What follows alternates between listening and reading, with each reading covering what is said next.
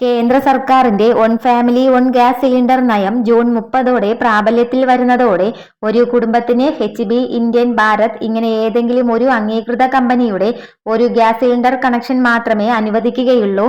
അനധികൃതമായിട്ട് മറ്റ് സിലിണ്ടറുകൾ കൈവശം വയ്ക്കാൻ പാടില്ലാത്തതാണ്.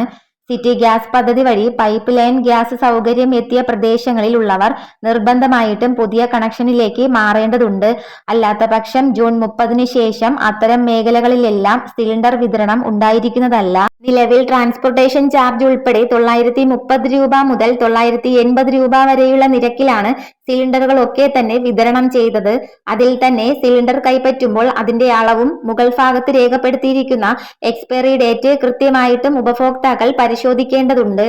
ഇതോടൊപ്പം തന്നെ പ്രധാനമന്ത്രി ഉജ്ജ്വല യോജന വഴി കണക്ഷൻ എടുക്കുകയും ഇലക്ട്രോണിക് KYC മസ്റ്ററിംഗ് ഒക്കെ തന്നെ പൂർത്തിയാക്കുകയും ചെയ്ത BPL AY റേഷൻ കാർഡിൽ 18 വയസ്സിന് മുകളിൽ പ്രായമുള്ള വനിതാ ഗുണഭോക്താക്കൾക്ക് പ്രതിവർഷം പരമാവധി 9 സിലിണ്ടറുകൾക്ക് വരെ 300 രൂപ വീതം സബ്സിഡി ബാങ്ക് അക്കൗണ്ട് വഴി ലഭ്യമാകുന്നതാണ്.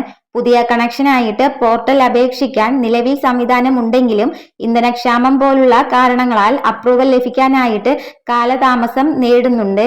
എങ്കിൽ തന്നെയും പുതിയ അപേക്ഷകൾക്ക് തുടക്കത്തിൽ തന്നെ 600 രൂപ മാത്രമാണ് മുടക്കേണ്ടി വരുന്നത്. ബാക്കി തുക സബ്സിഡിയായിട്ട് അനുവദിക്കപ്പെടുകയും ചെയ്യുന്നതാണ്.